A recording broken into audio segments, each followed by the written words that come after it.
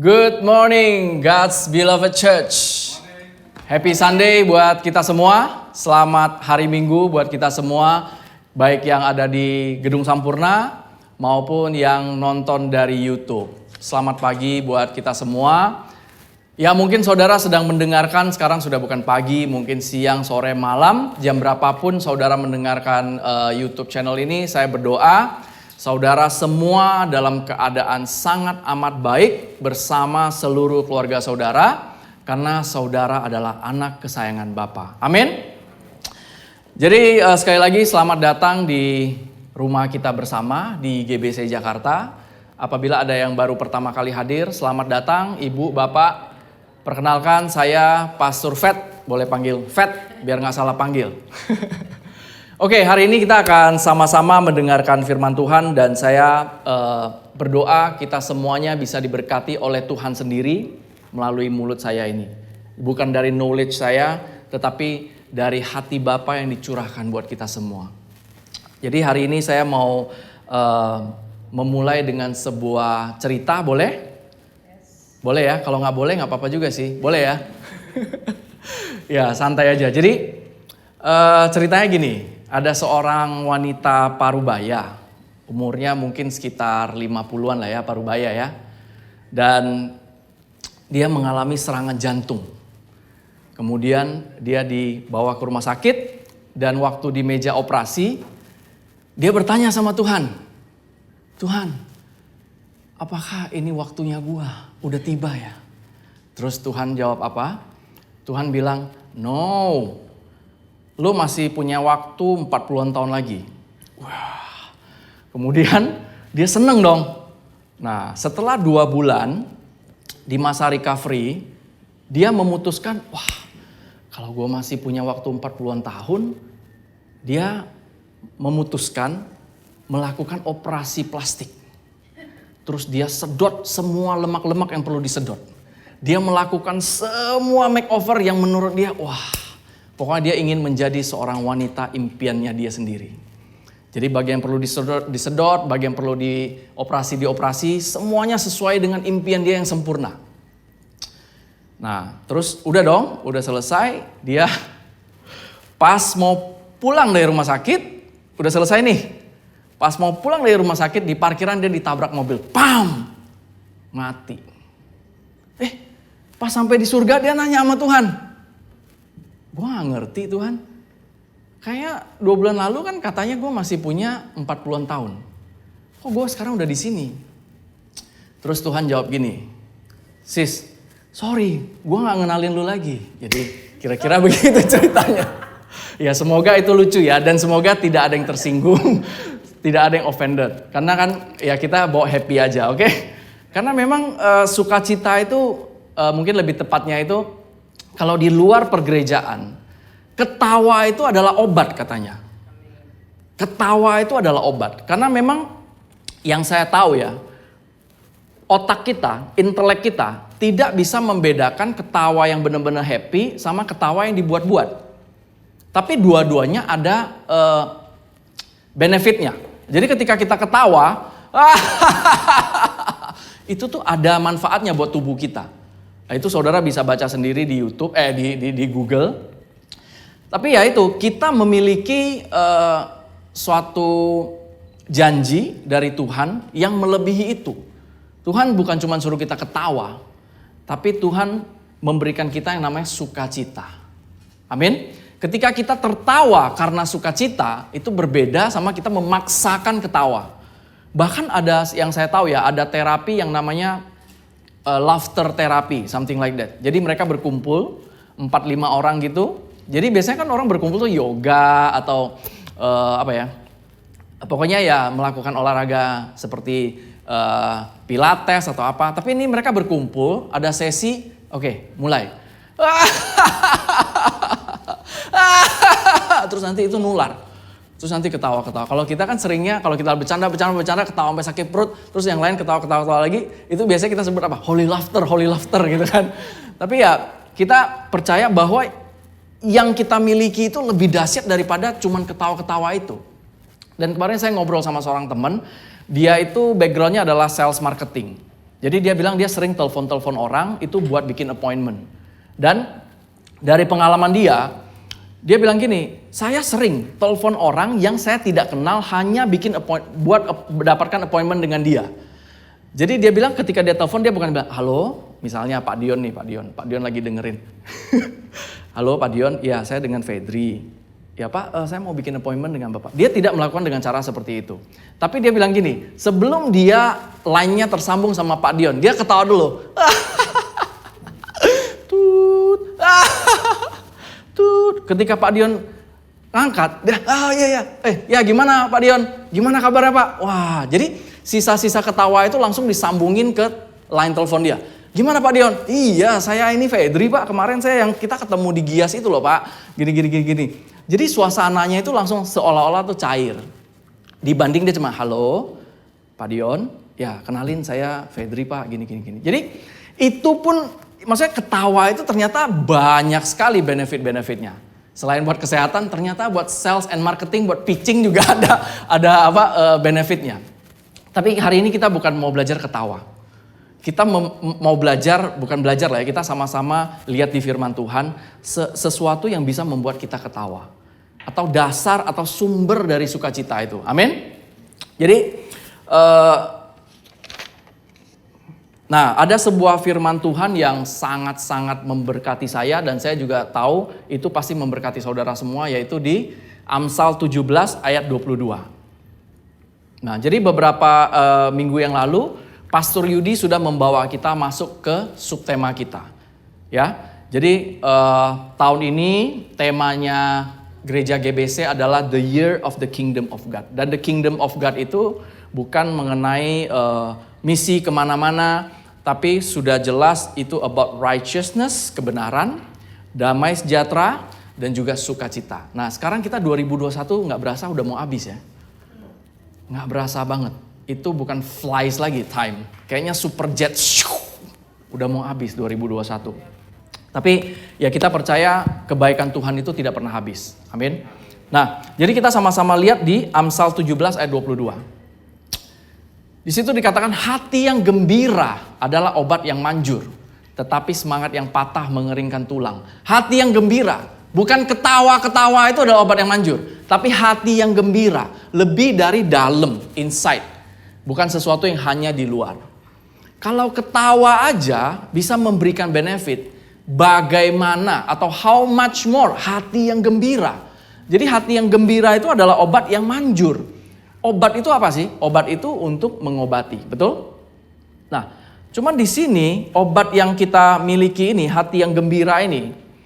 Gembira itu dia bahasanya sameach atau apa? Happy, joyful, glad. Ya benar-benar happy, glad, nggak ada arti yang lain. Dan di situ juga kalau kita tahu, setahu kita ya, yang namanya obat pasti ada kandungan kimianya yang kalau dosisnya tidak diperhatikan. Ini ada Dr. David hari ini. Nah, nanti saudara boleh tanya sama dia. Obat itu kalau tidak ditakar jadi racun. Jadi obat itu kalau dalam waktu yang berkepanjangan kita minum obat segala macam, itu bisa ngerusak ginjal, bisa ngerusak tubuh kita. Ada efek sampingnya segala macam. Tapi obat yang Tuhan kasih ini tidak ada efek sampingnya, tidak ngerusak ginjal, tidak merusak apapun, malah memberikan kita benefit. Pasti kita mau, betul? Terus obat yang ada kandungan kimianya aja dalam keadaan terpaksa kita juga minum. Supaya apa? Supaya manjur, supaya ada hasilnya, betul? Tapi di sini firman Tuhan katakan hati yang gembira adalah obat yang manjur. Dia bilang Firman Tuhan tidak mengatakan bahwa ketawa adalah obat yang manjur, tapi hati yang gembira, merry heart. Amin. Nanti kita akan lihat sukacita, joyful itu sumbernya itu dari mana? Apakah sesuatu yang perlu kita paksakan? Apakah sesuatu yang harus kita fake it up? Padahal lagi bete. No. Nanti kita lihat sama-sama. Jadi di sini dikasih tahu benefitnya. Hati yang gembira adalah obat yang manjur. Saya percaya kita semua mau. Amin. Dalam menghadapi apapun, kita punya hati yang gembira, itu menjadi obat yang manjur. Terus di sini juga diberitahu sebuah rahasia yang luar biasa, yaitu semangat yang patah mengeringkan tulang. Nah nanti Saudara boleh tanya sama Dokter David lagi, bener nggak banyak sekali permasalahan itu dimulai dari tulang-tulang yang mengering. Atau mungkin bahasa awam kita, oli-olinya tuh habis. Oli-olinya tuh habis. Minyak-minyaknya habis. Betul? Jadi, saudara tahu bahwa secara biologis, darah kita itu diproduksinya di mana? Darah kita diproduksi di dalam sumsum tulang. Jadi sumsum tulang ini memerlukan cairan atau air untuk memproduksi darah supaya produksi darah ini berjalan dengan lancar dan sehat. Jadi di situ dikatakan semangat yang patah, broken spirit, kesedihan, kepedihan, pilu itu mengeringkan tulang, mematikan tulang kita, menyedot cairan-cairan yang diperlukan sama tulang kita. Masalah-masalah tulang apa? Osteoporosis, radang ini, radang itu, dan segala macamnya. Belum lagi ke produksi darah segala macam. Jadi sekian ribu tahun yang lalu, Tuhan itu udah jauh lebih advance daripada sains kita. Kita bersyukur, kita punya Tuhan yang di luar ruang dan waktu. Sehingga firman Tuhannya sampai berapa ribu tahun, sampai kapanpun tetap valid untuk kita. Bagi kita yang percaya. Boleh nggak kita memilih tidak percaya? Silakan. Tapi as for me and my household, gue memilih percaya. Amin. Tapi Tuhan tidak ingin kita mengalami itu. Tulang-tulang yang kering. Tuhan ingin kita sehat. Amin. Tuhan ingin kita sehat dan kita bisa lihat dari hidupnya Musa. Kita lihat di Ulangan 34 ayat 7. Tuhan ingin kita sehat seperti Musa. Nah, Musa berumur 120 tahun ketika ia mati. Ya. Jadi kita boleh loh berdoa minta sama Tuhan kita mau sampai umur 120 dalam kondisi sehat luar biasa, diberkati, hidup berlimpah-limpah. Mungkin saudara sering dengar umur manusia maksimal sampai berapa? 75 atau berapa, terus itu dijadikan patokan. Itu ada dari Amsal berapa saya lupa persisnya, tapi kalau saudara move ke Amsal 91 kalau nggak salah ya. Amsal 91 itu justru dengan panjang umur. Dengan panjang umur. Jadi kita boleh seperti Musa hidup sampai 120 tahun, sehat. Matanya itu nggak kabur dan kekuatannya belum hilang. Wow. Zaman sekarang ya saya sih belum pernah ya ketemu orang yang berumur 120 tahun matanya belum kabur dan kekuatannya belum hilang. Saya sih belum pernah ketemu langsung, tapi saya berdoa kita semua seperti itu. Amin. Kita semua sehat. Dan kekuatannya belum hilang ini, ternyata kalau kita lihat di bahasa Inggrisnya, itu interesting banget. Ternyata adalah moisture. Kekuatan itu moisture. Dari Young's Literal Translation, and Moses is a son of 120 years when he died. His eye had not become dim. Nggak ada katara, nggak ada minus, nggak ada plus, nggak ada kali, nggak ada bagi, semuanya nggak ada. Nor had his moisture fled. Minyaknya itu, kekuatannya itu ternyata minyak-minyak di dalam tubuh dia. Tapi bukan lemak-lemak ya. Minyak yang membuat dia sehat. Dan tadi kita lihat di Amsal itu, minyak-minyak itu kalau misalnya ada di dalam tubuh kita, tulang-tulang kita itu nggak kering. Sehingga mempengaruhi kekuatan kesehatan kita. Amin. Itu yang Tuhan ingin ada dalam kita. Dan kita tahu tadi bahwa broken spirit yang menyebabkan tulang-tulang hilang, minyak-minyak itu bukan tulang hilang. Mengeringkan tulang. Mengeringkan tulang. Dan di sini kita lihat Tuhan tuh nggak mau kita mengalami broken spirit. Makanya dia kasih tahu bahwa hati gembira adalah obat yang manjur, yang tidak ada kimianya. Nah, siapa mau memiliki hati yang gembira? Saya mau. Dan sebenarnya itu adalah pilihan teman-teman. Amin. Nah, terus ada gak sih di dalam firman Tuhan, atau ini cuma kata saya atau kata Pastor Yudi, ya udahlah ini karena keren kita bikin aja, righteousness, peace and joy. Ya kan? Kita bikin aja joy, sukacita, kita bikin aja. No, ini ada dari firman Tuhan teman-teman. Dan kita lihat di Filipi 4 ayat 4. Ini adalah ayat Tuhan yang mengingatkan kita agar apa? Bersukacitalah senantiasa dalam Tuhan. Bukan bersukacita senantiasa dalam kondisimu yang baik-baik saja. Bukan bersukacita di dalam blessingmu. Bukan bersukacita di dalam familymu. Tapi bersukacitalah senantiasa dalam Tuhan. Jadi the best reason untuk kita boleh bersukacita adalah di dalam Tuhan.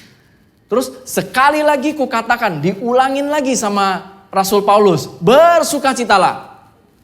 Saudara tahu kapan dia menuliskan surat ini? Waktu dia di hotel bintang 7 di Bali. Dia menuliskan ini. Waktu dia lagi enjoy di resort, lagi santai, lagi menikmati bersama murid-muridnya. Murid-muridnya lagi dengerin dia khotbah, ya kan?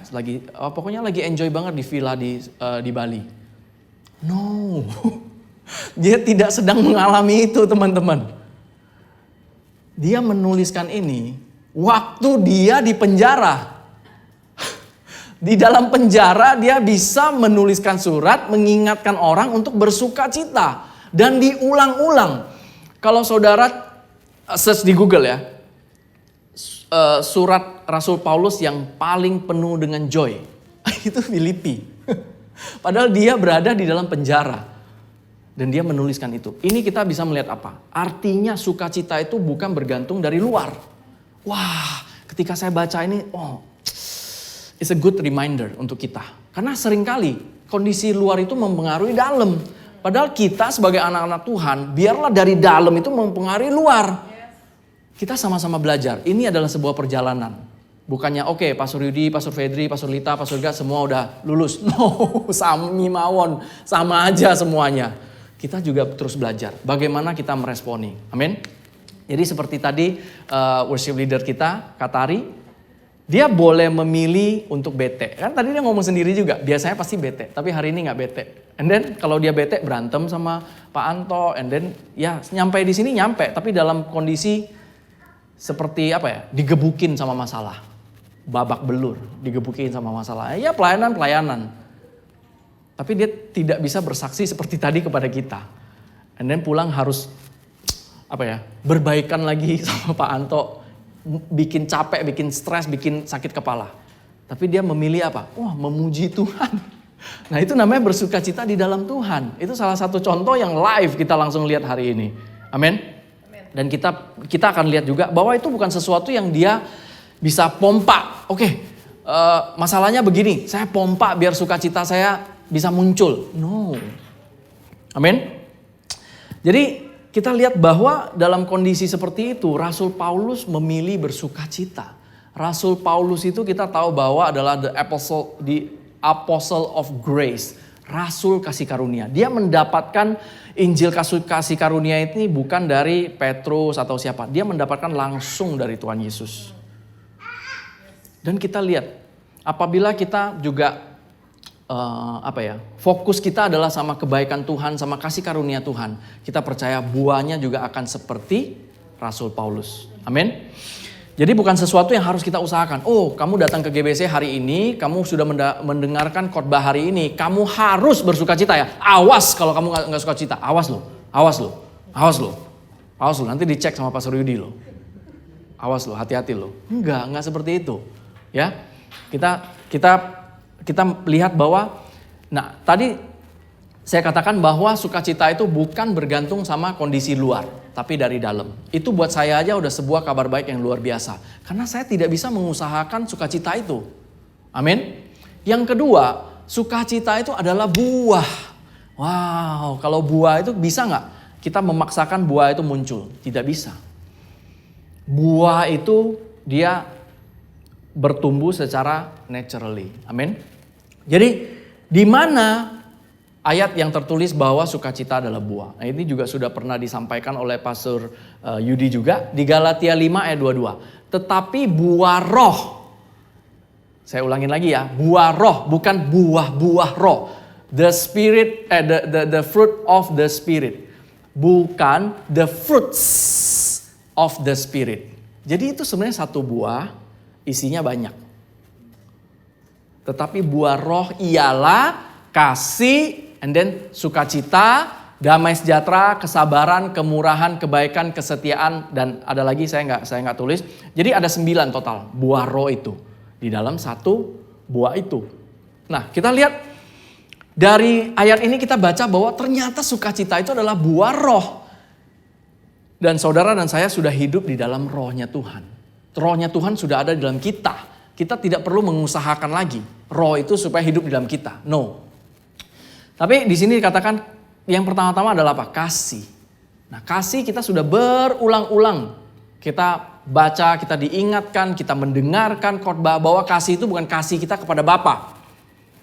Bukan our love for the Father. Bukan itu yang utama. Tapi the love of the Father for us. Kasihnya Bapa kepada kita, bukan kasih kita kepada Bapa. Fokusnya bukan di situ. Jadi ketika kalau kita lihat urutannya kasih and then sukacita. Urutannya adalah ketika kita fokus sama kasihnya Bapa, maka sukacita itu akan muncul. Saya percaya Kak Tari tadi pagi ketika dia menghadapi motor mogok segala macam itu, dia memilih bersukacita karena dia tahu ada seorang Bapa yang mengasihi dia. Somehow someway di dalam di dalam spiritnya mengingatkan, kamu tuh anak kesayangan Bapa, nggak worth it. Atau mungkin dia mempraktekkan 5 by 5 rules. Pernah dengar ya? 5 by 5 rules. Jadi kalau misalnya masalah ini tidak ada ngaruhnya di dalam 5 tahun ke depan, kamu tidak spend 5 menit untuk pusingin itu. 5 by 5 rules. Ya, jadi mungkin motor mogok, ya nggak akan ngaruh sampai 5 tahun ke depan. Jadi dia memilih tidak memusingkan lebih dari 5 menit untuk itu. Jadi ya, itu mungkin ya kita lihat dari worldly wisdom lah ya. Tapi kita lihat bahwa di sini kita diingatkan untuk apa? Bersukacita itu karena kita tahu kita adalah seseorang yang dikasihi. Ketika kita menyadari kita adalah the beloved of God. Kita adalah anak kesayangan Bapa, itu akan memberikan kita sukacita. Dan sebagai anak kesayangan Bapa itu tidak mandang umur. Mau kita baru lahir sampai umur 70-an, 80-an, 120 seperti Musa, kita adalah anak kesayangan Bapa. Dan itu bukan sesuatu yang kita bisa mendapatkan dengan kekuatan sendiri. Itu adalah sebuah pemberian. Makanya urutannya adalah righteousness, peace and joy. Kebenaran, damai sejahtera dan sukacita. Kebenaran karena kita sudah diberikan anugerah pembenaran itu. Kado itu sesuatu yang diberikan, kita gak usah bayar. Kalau misalnya saya memberikan hadiah ulang tahun buat Rainy, and then Rainy nanya, Daddy, 1 bulan nyicil berapa ya? Itu adalah suatu penghinaan buat saya. Saya berikan kado buat dia. And then dia nanya, Daddy, 1 bulan bayar berapa ya? Atau saya harus cuci piring sehari berapa kali ya buat bayar ini ya? Kan itu kita loving at that. Tapi sometimes kita punya attitude seperti itu ke Tuhan. Ketika saya memberikan sesuatu kepada Rainy, and then Rainy ya respon dia yang terbaik apa?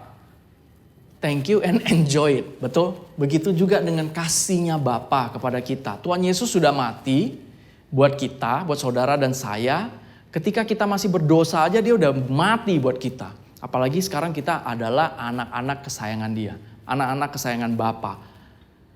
Identitas kita itu udah sama persis kayak Tuhan Yesus. Seated at the right hand of the Father. Mungkin kadang-kadang kita baca Bible itu seperti baca novel ya. Tapi kalau coba kita sama-sama bertobat ya. Ketika kita baca Alkitab itu semua kisah nyata loh. Ketika di situ dituliskan, kita didudukkan di sebelah kanan Allah Bapa di dalam Kristus. Saudara bisa bayangkan gak sih? Ketika kita baca Alkitab, mari kita sama-sama menggunakan imajinasi kita. Kita bukan duduk di sebelah seseorang yang tidak ada kuasanya. Kita duduk di sebelah, didudukkan lebih tepatnya. Kayak digendong terus didudukin. Kita gak bisa dengan usaha kita sendiri. Kita duduk di sebelah kanan Allah Bapa itu karena Kristus. Dan kita tidak bisa, nah ini kabar baiknya, kita tidak bisa kehilangan identitas sebagai anak. Anak saya aja gak mungkin menjadi mantan anak. Gak ada namanya mantan anak.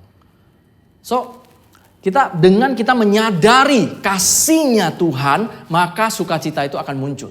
Amin. Kita lihat lagi.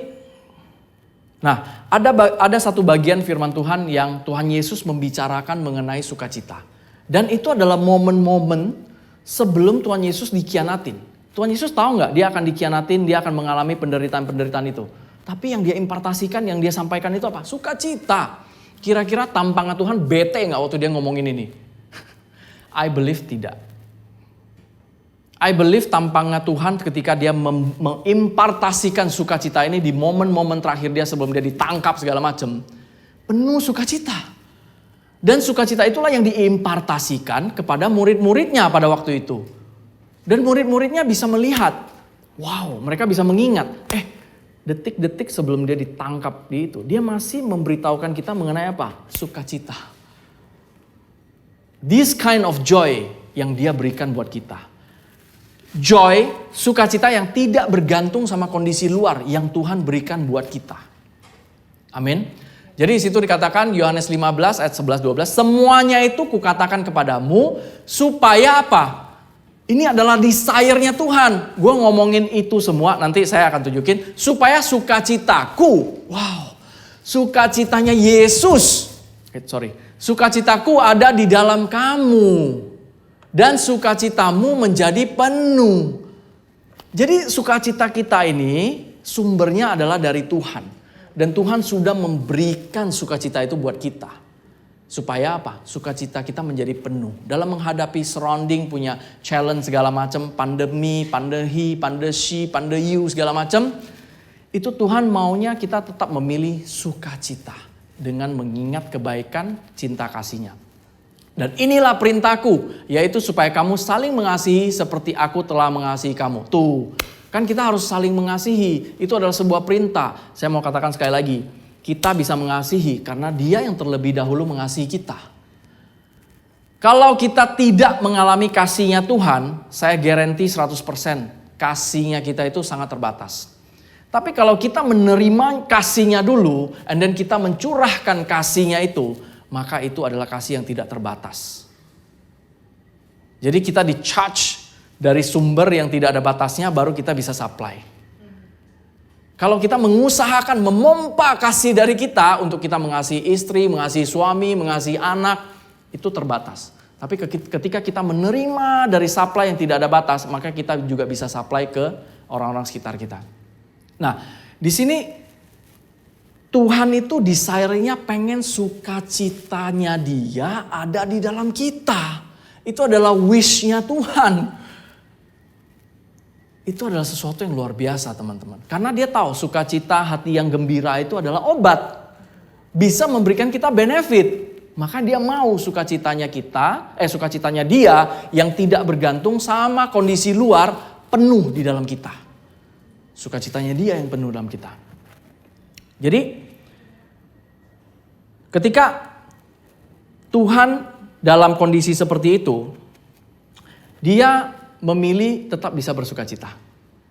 Dan bukannya kita harus ngejiplak Dia, tapi kita melihat Dia kenapa bisa bersukacita dalam kondisi seperti itu, kondisi surroundingnya Dia akan dikhianatin segala macam.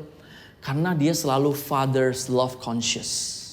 Dia selalu Father's love conscious. Dia selalu consciousnya adalah Father's love, Father's love, Father's love, Father's love, Father's love. Amin. Nah, di sini kita lihat yang tadi dikatakan semuanya ini kukatakan kepadamu adalah ini, seperti Bapa telah mengasihi aku. Benar kan? Consciousnya itu Bapa mengasihi aku. Father loves me. My Father loves me. My Father loves me. Seperti Bapa telah mengasihi aku.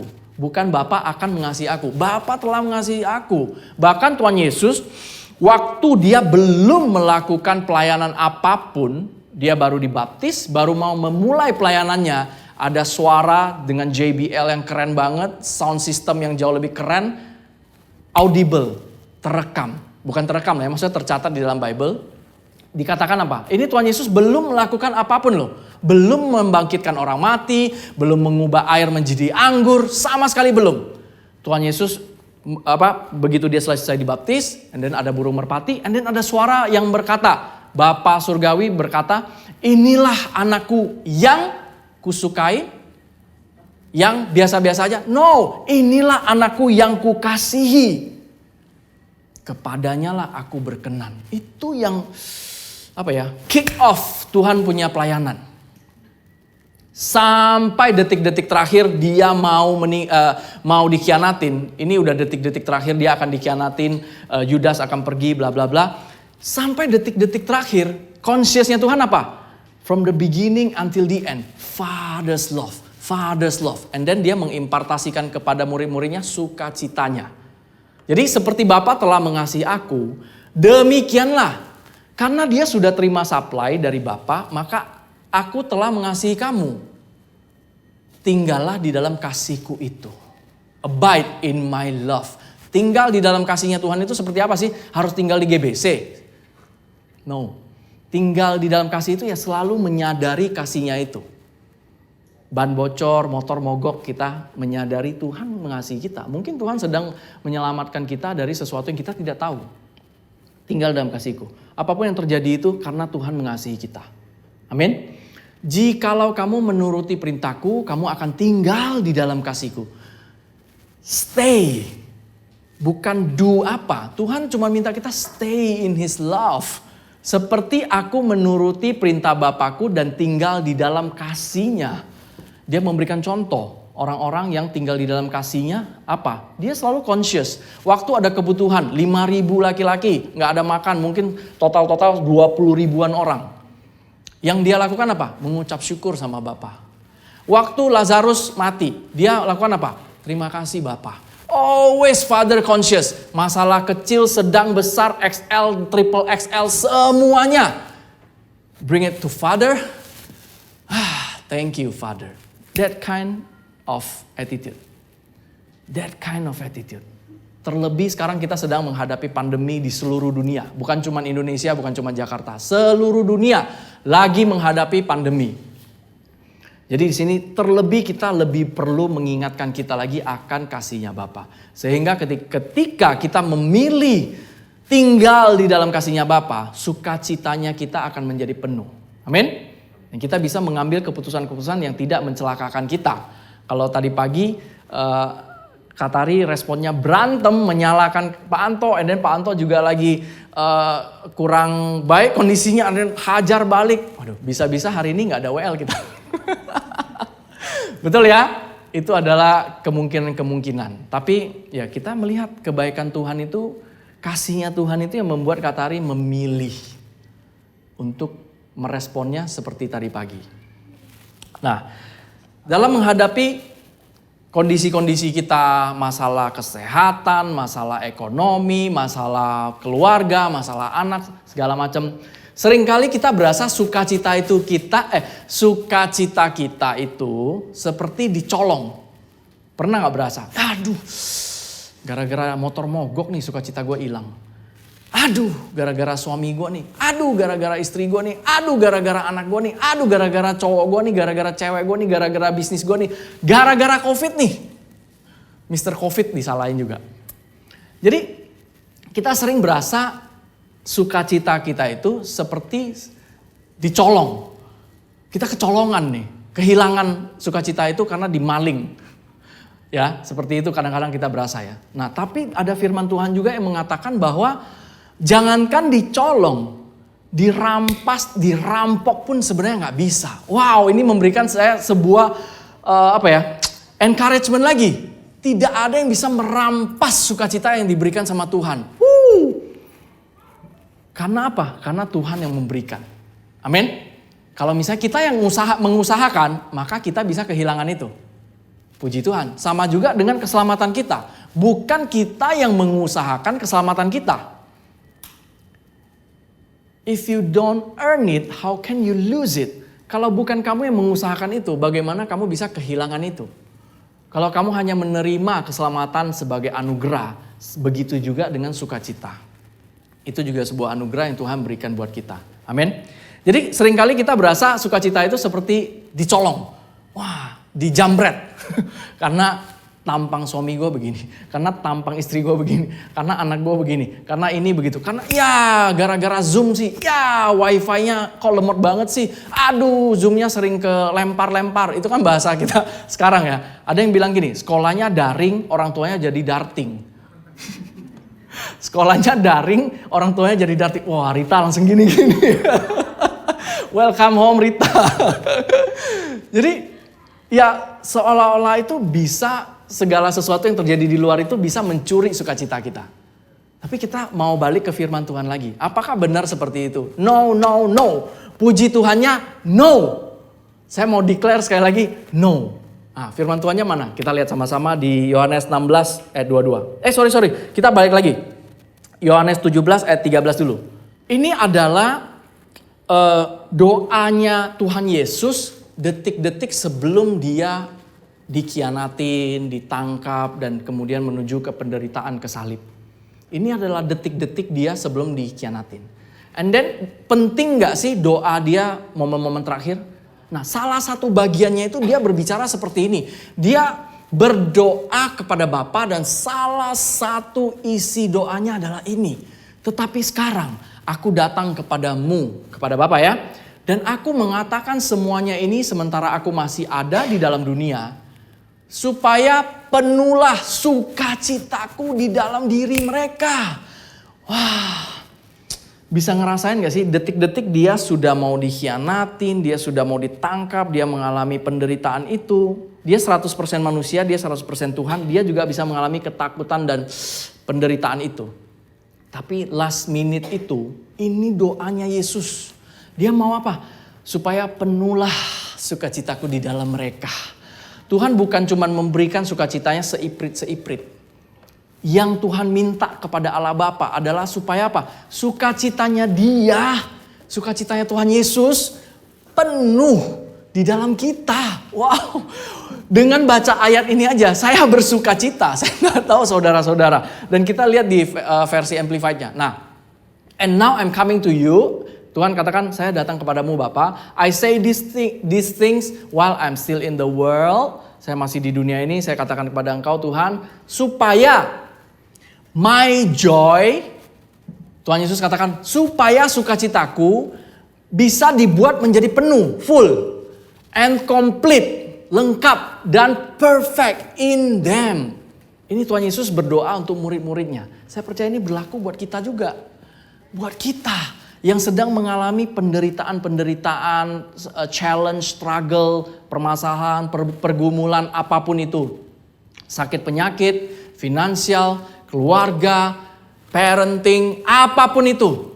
Tuhan katakan, Father, I pray my joy may be made full and complete and perfect in them. Wow. Ini adalah momen-momen sebelum dia ditangkap. That they may. Biar mereka bisa mengalami apa? My delight. Kesenanganku dipenuhi di dalam mereka. Dipenuhi. Tuhan ingin sukacita kesenangannya dia dipenuhi di dalam kita. That my enjoyment. Kesenanganku bisa disempurnakan di dalam jiwanya mereka. Jadi bukan cuma sampai di intelek. Bukan cuma sampai di knowledge. Bukan hanya sampai di pikiran, tapi sampai di soul. Kayak tadi kalau kita bisa pura-pura ketawa, itu cuma sampai di mind. Tapi yang dimaksud sama Tuhan bisa sampai ke soul kita. Sampai ke jiwa kita. That they may have my gladness.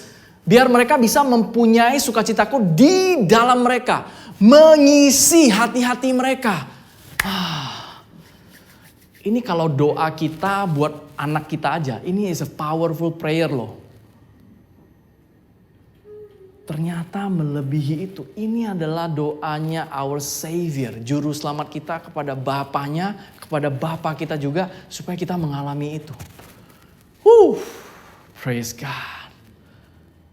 Sukacita itu gak bisa dicolong. Gak bisa karena tampang suami atau tampang istri jebret, dijambret. Sukacita kita dijambret karena anak kita, karena wifi, karena Zoom, karena Google Classroom, karena ini, karena itu. Tidak bisa. Dan nah ini ayatnya. Yohanes 16 ayat 22. Demikian juga kamu sekarang diliputi duka cita. Ini karena Tuhan Yesus akan ditangkap mengalami penderitaan. Dia ngomong sama murid-muridnya. Dan Tuhan Yesus katakan, aku akan melihat kamu lagi. Memberikan good expectation. Dia kasih tahu good news. Gua akan lihat lu lagi. Kita akan ketemu lagi. This is not the end yet. And then apa? Hatimu akan bergembira. You will be joyful. Your hearts will be joyful. And tidak seorang pun yang dapat merampas kegembiraanmu daripadamu. Wow. Tidak ada yang bisa merampas. Jangankan nyolong. Rampas, rampok pun gak bisa. Kita lihat translation yang satu lagi jelas banget nih. Nah, The sadness you have right now is similar to that pain. But the coming joy is also similar. When I see you again, you'll be full of joy. And then it will be a joy no one can rob from you. It will be a joy no one can rob from you. So the only way kita kehilangan sukacita adalah we give it away. Kita gak bisa dirampok, tapi kita bisa menyerahkan. We can give it away. Kalau tadi pagi Kak Tari berantem, nyalain Pak Anto, dia give it away. Respon kita lah attitude kita terhadap sukacita ada di dalam kita ini. Jadi kebenaran firman Tuhan katakan no one can rob from you. Tidak ada yang bisa merampok sukacitamu. Amin. Hanya kita sendiri yang bisa seolah-olah udahlah dari respon kita, Dari respon kita mau bete, kita mau kesel, kita mau menyalahkan kiri, kanan, depan, belakang. Itu yang maksud saya kita give it away. Padahal sukacita masih ada di dalam kita loh. Tapi perasaan kita, respon kita ini. Amin. Jadi waktu saya tahu, wow ternyata sukacita itu kita nggak bisa dirampok. Itu juga suatu kabar baik yang wow. I don't want to give it away. Ruginya di gua. Kalau gue give it away, respon gue ketika gue give it away. Ada sebuah buku, saya lupa judulnya apa, dump truck apa gitulah. Jadi ada seseorang yang dia naik taksi di New York. And then dia pas lagi ada di depannya ada mobil yang mendadak ngerem, mereka hampir nabrak. Yang mendadak ngerem ini buka jendela marah-marahin semua orang. Dengan kata-kata kotor segala macam. Terus pergi. Padahal yang salah ini yang mobil depannya. Terus si orang ini bertanya sama tukang taksi ini. Kok lu diam aja sih? Kok bisa sih? Tukang taksi ini bilang, banyak orang seperti truk sampah. Kemana-mana buang sampah. Kemana-mana buang sampah. Yang ngerem mendadak itu, dia marah-marahin kita. Dia seolah-olah lagi buang sampah. Kitanya mau terima sampah itu atau kita biarin? Respon kita mau hajar balik, menerima sampah dia dan kita juga ketepak sampah-sampahnya. Atau kita udahlah, gak worth it banget. Gak worth it banget. Jadi respon-respon kita terhadap situasi, kondisi kita ini yang membuat kita seolah-olah sukacita kita itu kecolong. Amin. Bagaimana kita mengeluarkan respon kita ini terpancar dari luar. Jadi dari dalam ke luar. Bukan kondisi luar yang ke dalam. Amin. Dan saya berdoa dalam menghadapi pandemi ini kita semua bisa kita menghadapi ini bersama-sama. Amin. Kita sebagai satu keluarga di GBC Jakarta. Kita menghadapi ini sama-sama dengan penuh ucapan syukur, dengan penuh sukacita. Bukan mensyukuri pandemi ini. Tapi kita bersyukur kita masih dipelihara Tuhan. Kita bersyukur kita masih punya seorang Bapa yang begitu mengasihi kita. Kita bersyukur kita masih bisa mendengarkan kabar baik. Kita bersyukur kita masih diingatkan terus akan kebaikan-kebaikan Tuhan. Karena memang itu adalah Injil, itu adalah kekuatan. Dunamis power. Kita bersyukur untuk itu. Nah, dari dalam itu terpancar keluar. Nah, di dalam firman Tuhan juga dikatakan bahwa hati gembira itu sebenarnya bisa terpancar keluar. Jadi tidak mungkin orang yang hati gembira itu tampangnya itu bete, terus kayak bulldog. Tampangnya bete, tampangnya itu nyeremin. Orang yang bersuka cita. Mungkin ada yang katakan, enggak saya bersuka cita di dalam. Saya bersuka cita kok. Saya orangnya sangat bersuka cita di dalam Tuhan. Sangat-sangat bersuka cita. Nggak nyambung kan. Nah kita lihat di firman Tuhan. Di situ dikatakan, Amsal 15 ayat 13. Nah, hati yang gembira membuat muka berseri-seri. A merry heart, glad, joyful, merry heart, happy heart. Membuat muka berseri-seri. Kayak WL kita tadi mukanya berseri-seri gak? Berseri-seri ya kan, sampai sekarang juga berseri-seri. Di dalam masker juga ketawa, dia lagi ketawa. Jadi ini adalah firman Tuhan. Hati yang gembira membuat muka berseri-seri. Senyum, ketawa, itu semua. Ini kita, muka kita ini adalah advertisement-nya Tuhan Yesus.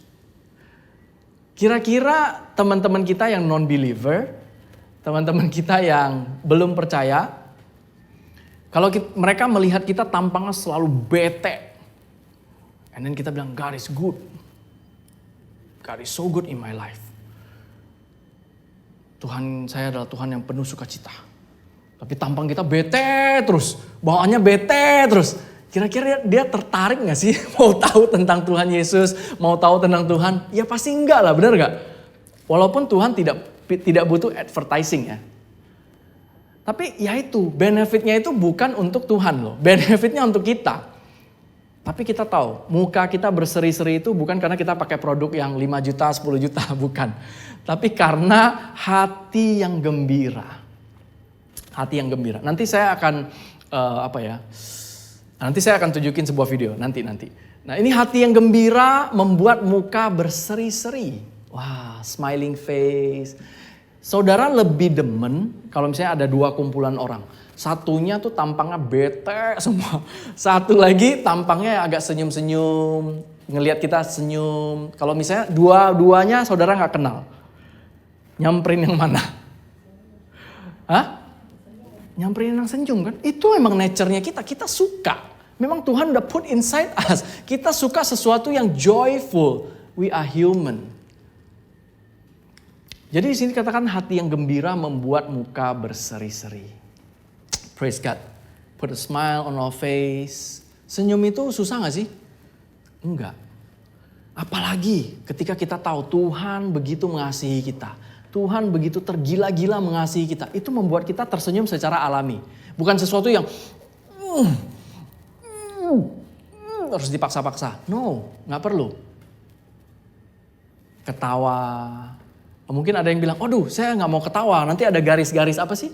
Garis-garis ketawa ya, membuat saya kelihatan tua. No, I believe ketika Tuhan renew your youth like the eagles, itu tidak akan terjadi. Amin? Karena tidak mengeringkan tulang. Hati yang gembira adalah obat yang manjur dan hati yang gembira itu tidak mengeringkan tulang. Nah, tapi kepedihan hati mematahkan semangat. Ketika kita mengalami challenge, saya tidak mengatakan kita tidak akan mengalami challenge. Kita akan mengalami challenge, terlebih dalam masa pandemi ini. Tapi Tuhan mengajarkan kita bagaimana meresponi challenge-challenge itu. Apakah kita tenggelam di dalam kepedihan? Aduh, angka COVID walaupun udah turun, tapi belum boleh masuk mall karena gue belum vaksin. Aduh, itu menjadi sebuah kepedihan. Karena saya belum download apps Peduli Lindungi. Anak saya, kemarin saya ngobrol sama Reni lucu banget. Karena kan sekarang aturannya 12 tahun ke atas baru boleh ke mall kan? Dia bilang, berarti Reni 4 tahun lagi dong baru boleh ke mall. Karena dia umur 8. Jadi dia hitung-hitung. Berarti Reni 4 tahun lagi dong baru boleh masuk mall. Enggak, belum tentu. Nanti kalau aturannya diubah jadi 13 tahun berarti 5 tahun lagi. Enak yang ngerjain anak sendiri. Jadi... Tetapi kepedihan hati mematahkan semangat. Pilu, tenggelam dalam kesedihan, berlarut-larut di dalam worry segala macam itu mematahkan semangat. Oke? Dan kalau kita nyambung sama Amsal 17 tadi, semangat yang patah mengeringkan tulang. Jadi ini nyambung, kepedihan hati membuat semangat patah. Semangat patah mengeringkan tulang. Tulang yang kering menyebabkan berbagai macam sakit penyakit. Tapi obatnya apa? Hati yang gembira. Hati yang gembira. Obat yang manjur. Membuat muka berseri-seri. Kita mau ya punya hati yang gembira. Karena apa? Kita sudah lihat tadi. Prioritasnya adalah kasihnya Tuhan kepada kita. Dengan kita seperti Tuhan Yesus selalu full of Father's love. Satu-satunya momen Tuhan memanggil Tuhan itu Tuhan adalah waktu dia di atas kayu salib. Dia mengatakan apa? Eli, Eli, lama sabachthani. That's the one time di dalam kehidupan Tuhan, Tuhan memanggil Tuhan, Tuhan. Jadi selama dia pelayanan dia manggil Tuhan apa? Bapa, my father, Bapa, your father, Bapamu, Bapaku, Bapa kita. Dia selalu father conscious. Hanya momen itulah di atas kayu salib terjadi divine exchange. Pertukaran ilahi. Dia menanggung semua kebobrokan kita. Dan segala kebenaran dia diimpartasikan buat kita. Terjadi pertukaran. Kita yang orang berdosa diangkat menjadi anak kesayangan Bapa hanya karena Yesus. Hanya karena Yesus. Dengan kita memeditate kebenaran itu aja sudah bisa membuat kita bersukacita. Amin. Pastor Lita sudah penuh dengan sukacita. Teruskan, jangan berhenti Pastor. Oke. Nah, saya mau tutup dengan Habakuk. Habakuk T. Habakuk bukan Habakuk T ya. Udah jam berapa ini? Oh, udah mau lunch nih. Nah, Habakuk 3 ayat 17 dikatakan. Ini mirip-mirip sama kondisi kita sekarang. Atau ya kondisi saya lah. Kalian mungkin gak mengalami ini ya. Oke. Sekalipun pohon ara tidak berbunga. Pohon anggur tidak berbuah. Hasil pohon zaitun mengecewakan. Sekalipun ladang-ladang tidak menghasilkan bahan makanan. Kambing domba terhalau dari kurungan. Dan tidak ada lembu sapi dalam kandang. Ini kondisi kayak mati, dying, kering, garing, dry atau apapun lah. Tandus, pokoknya kondisi yang tidak baik. Mungkin ada yang sedang merasakan itu. Mungkin saya sedang merasakan itu, saudara sedang merasakan itu, kita sedang merasakan itu. Yang lagi nonton YouTube sedang merasakan itu juga. Pohon ara tidak berbunga, gak ada hasil. Kerjaan gak beres. Keluarga ada problem, kesehatan ada problem. Finansial ada problem. Mau bikin sate kambing, kambing dombanya terhalau. Mau masak rendang, tidak ada lembu sapi dalam kandang. Dan seterusnya, dan seterusnya. Oke, hasil pohon zaitun mengecewakan. Ya pokoknya ladang-ladang tidak menghasilkan bahan makanan. Famine, masa kekeringan. Tapi kita lihat responnya Nabi Habakuk ini apa? Di 18. Namun, dia tidak cuma stop di telling God the problems, tapi dia juga memilih responnya dia. Namun, aku akan bersorak-sorak di dalam Tuhan. I will rejoice in the Lord. Bukan rejoice karena punya masalah-masalah itu. Dia shift, dia punya konsen dari masalah-masalah itu ke Tuhan. Aku akan bersorak-sorak di dalam Tuhan. I will rejoice in the Lord. I will praise God. I will rejoice. I will be gladful. I will have a merry heart in the Lord. Seperti yang dituliskan sama Rasul Paulus. Bersukacitalah senantiasa. Sekali lagi kukatakan, bersukacitalah. Ini berarti Nabi Habakuk baca Filipi ini. Ya kan? Nah, jadi aku akan bersorak-sorak di dalam Tuhan. Responnya dia, aku akan bersorak-sorak. Beria-ria. Nah ini, joyful juga di dalam Allah yang menyelamatkan aku. Ketika kita menghadapi masalah seperti Nabi Habakuk ini, kita boleh memilih apa? Bersorak-sorak di dalam Tuhan. Kemudian apa? Bersorak-sorak di dalam Allah yang menyelamatkan kita. We remember how, kita mengingat bagaimana Tuhan menyelamatkan kita. Apakah dengan mengirimkan malaikat yang terbaiknya, malaikat Gabriel? No, dia sendiri yang menyelamatkan kita. Dengan penuh kerelaan menyelamatkan saudara dan saya. Dia memilih mati buat saudara dan saya. Menyelamatkan saudara dan saya. Ketika kita joyful di dalam itu, ketika kita menghadapi segala macam permasalahan yang tadi dikatakan, dan kita memilih seperti ini, resultnya seperti apa? Mau tahu? Ayat 19, ini keren banget. Maka resultnya, Allah Tuhanku itu kekuatanku. Wow. Ketika kita rejoice di dalam Tuhan, Allah menjadi kekuatan kita. Kita sering berdoa, Tuhan berikan aku kekuatan. Tapi Tuhan katakan, I am your strength. I'm not giving you my strength. I am your strength.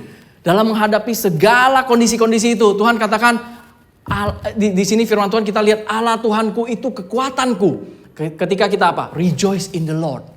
Ketika kita rejoice in the Lord. Paulus memilih rejoice in the Lord. Saya juga mengajak kita semua rejoice in the Lord. Amin. Maka hasilnya apa? Allah Tuhanku itu kekuatanku. Wow. Kemudian apa? Ia membuat kakiku seperti kaki rusa. Ia membiarkan aku berjejak di bukit-bukitku. Nah, di sini dikatakan ia membuat kakiku seperti kaki rusa. Many times kita berdoa sama Tuhan. Tuhan, tolong remove this mountain. Tolong remove gunung ini, remove problem ini, remove utang ini, remove berbagai macam masalah-masalah yang kita hadapin. Tapi di sini kalau kita lihat, ketika dia rejoice, masalahnya masih ada, tapi dia memilih rejoice. Yang Tuhan lakukan apa? Tuhan menjadi kekuatan dia dalam menghadapi trouble. Many times we ask God to remove the trouble, tapi kita tidak ask God to come inside our trouble. I think that's more powerful. Ketika kita meminta Tuhan, come into our trouble, come into my marriage problem, come into my finance problem, come into my ministry problem, apapun itu. Dan ketika itu, Allah Tuhanku itu kekuatanku, ia membuat, Tuhan yang membuat kaki kita seperti kaki rusa. Artinya apa? Ketika kita menaiki gunung-gunung permasalahan ini, kaki kita kuat. We are more than able to walk above this problem. Seperti kaki rusa, bukan kaki kancil. Kaki rusa, kaki yang kuat. Dan Tuhan yang membuat. Ketika kita rejoice, dia membuat kaki kita kuat seperti rusa. Untuk menapaki problem-problem itu. Dan ia membiarkan aku berjejak di bukit-bukitku. Jadi di sini ia membiarkan aku berjejak itu. Bukannya Tuhan membuat kita lari-lari di atas gunung. Tapi step by step. One by one. One by one. Dia yang menuntun kita. Selangkah demi selangkah. Selangkah demi selangkah. Sampai kita gak sadar kita sudah di atas bukit-bukit itu. Sampai kita sudah above our problem. Jadi tadi dikasih tahu solusinya adalah rejoice in the Lord. Amin. So hari ini kita sama-sama belajar the power of rejoicing. Ya. Dan sebelum saya tutup sermon saya hari ini, saya mau mengajak kita tertawa lagi. Tadi saya memulai dengan sebuah joke yang hopefully kalian tertawa. Saya mau menutup juga dengan sebuah video yang ya hopefully saudara-saudara juga bisa tertawa. Karena video ini membuat saya tertawa berulang-ulang. Boleh?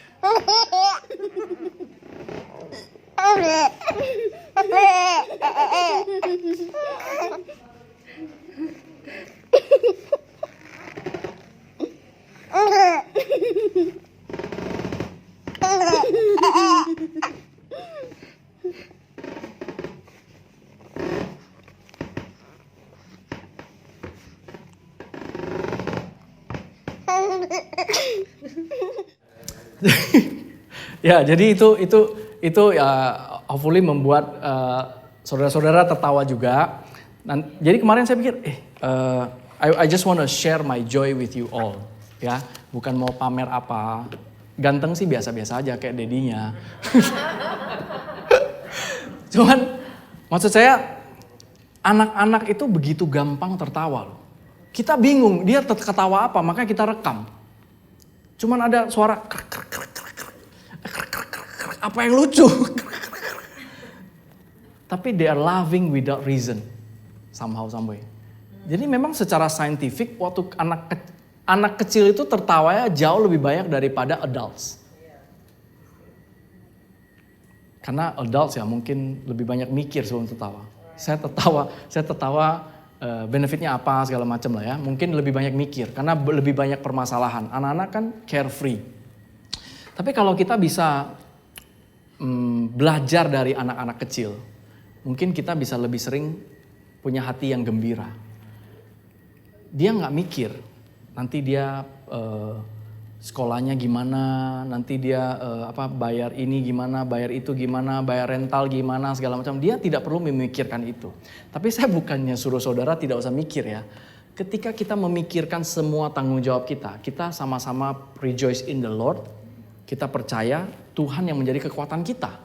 Dalam menghadapi pandemi ini, saya tidak mengajak saudara-saudara semua tidur-tiduran di rumah, nggak usah ngapa-ngapain. Justru saya mengajak saudara, rejoice in the Lord, praise Him. Memuji, menyembah Dia, bombardir lagi your mind, your spirit, your soul itu dengan kebenaran firman Tuhan. Karena Injil itu adalah kekuatan. Dan di Yohanes 15 tadi dikatakan Tuhan Yesus itu consciousnya tuh di Father's love. And then dia tutup itu juga dengan love. So our joy is sandwiched by God's love. Jadi kalau kita makan sandwich, itu tengahnya joy, atas bawahnya itu God's love. Amin. Kita tidak akan bisa mengalami atau mempunyai hati yang gembira, sukacita, tanpa kasihnya Tuhan. Kuncinya di situ. Kita tidak bisa memaksakan rejoice di dalam Tuhan. Kalau kita berpikir Tuhan masih mengingat-ingat kesalahan kita.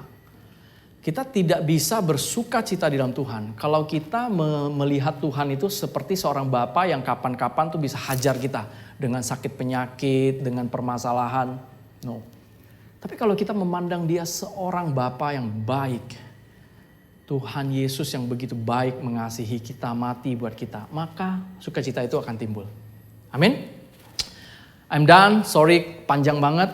I hope you are blessed, I pray you are blessed. Kita akan sama-sama menerima perjamuan kudus. Namun sebelumnya apabila ada yang mendengarkan YouTube hari ini dan kau ingin memiliki the gift of joy itu, the fruit of the spirit yaitu joy itu dalam menghadapi pandemi ini, let's pray. Bapa yang baik, terima kasih Engkau menemukanku. Aku mau menerima Engkau sebagai juru selamatku. Terima kasih Tuhan Yesus, Kau sudah mati buat aku. Kau bangkit membawa kemenangan. Aku bukan orang berdosa lagi, aku adalah anak kesayangan Bapa. Dalam nama Yesus Kristus, aku berdoa, aku terima. Amin. God bless you. You are now God's beloved son or daughter. Kau adalah anak kesayangan Bapa. Kau bukan orang biasa-biasa lagi. Kau adalah anak raja segala raja. Tuhan di atas segala Tuhan. Hidupmu menjadi tanggung jawab Tuhan. Rejoice in the Lord. Bersukacitalah senantiasa di dalam Tuhan. Maka Dia yang akan menjadi kekuatanmu. Amin. Kita akan sama-sama menerima perjamuan kudus. Ini juga salah satu elemen yang mengingatkan kita akan Father's love. Ini suatu party moment. Tuhan mengundang kita ke sini. Menerima perjamuan kudus ini. Makan bareng. Bukan bersedih-sedih bareng. Dia mengundang kita untuk menerima tubuh dan darah Dia. Mengingat Dia. Mengingat Dia. Sukacita yang sudah Dia berikan. Kasih yang sudah Dia berikan. Pengorbanan yang sudah Dia berikan buat kita. Bukan supaya kita membayar itu. No. Dia mau kita mengingat itu. Supaya kita sadar. Kita tuh gak bisa. That's why I came. Karena kamu gak bisa lah. Makanya saya datang. Remember that. Yuk kita sama-sama bangkit berdiri.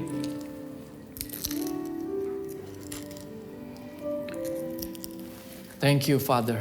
Thank you Jesus. Terima kasih Tuhan Yesus yang baik. Terima kasih untuk segala pengorbananmu. Aku mengangkat tubuhmu ini ya Tuhan. Aku percaya Tuhan oleh bilur-Mu ya Tuhan Yesus. Aku telah menjadi sembuh.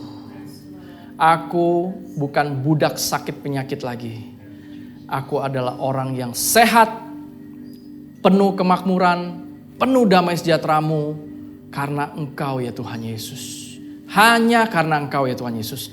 Aku terima tubuhmu ini. Hanya di dalam nama-Mu Tuhan Yesus Kristus. Amin.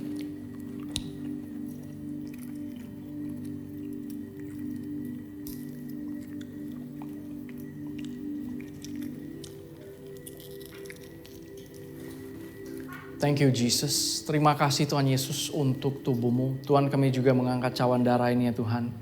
Darah Engkau sendiri yang tercurah buat kami. Sekali lagi kami declare ya Tuhan. Kami selama-lamanya orang benar. We are forever and ever righteous because of your perfect blood, Jesus. Kami selama-lamanya orang benar bukan karena perbuatan kami benar, tapi karena anugerah pembenaran-Mu ya Tuhan. Karena darah-Mu yang tercurah buat kami. Kami terima darah-Mu ini hanya di dalam nama-Mu Tuhan Yesus Kristus. Amin.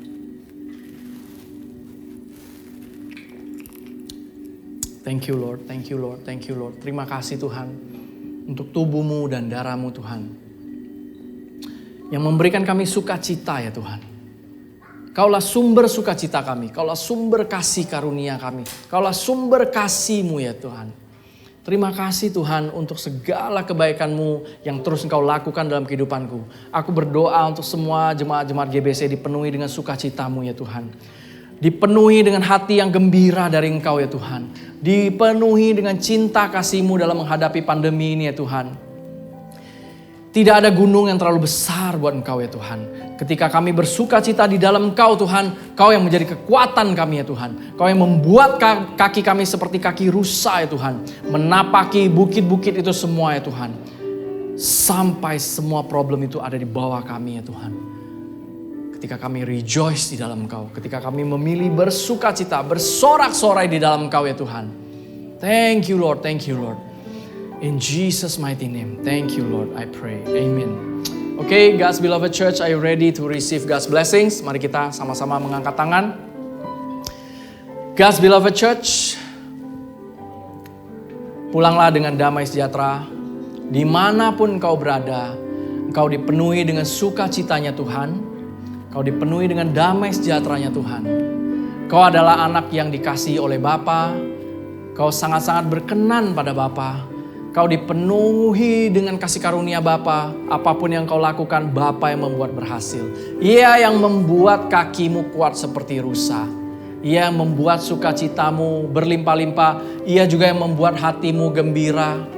Ia yang membuat hidupmu dipenuhi dengan keberlimpahannya Dia. Abundant life.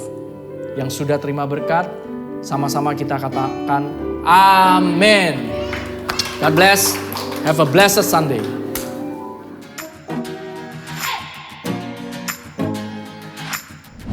Terima kasih untuk saudara sekalian yang telah mengikuti ibadah GBC Jakarta bersama kami. Kami berharap saudara sekalian diberkati dan disegarkan oleh firman Tuhan yang telah disampaikan pada hari ini. Pastikan saudara mensubscribe channel YouTube kami dan ikuti terus update dan informasi GBC Jakarta di akun resmi media sosial kami di bawah ini. Shalom, Tuhan berkati.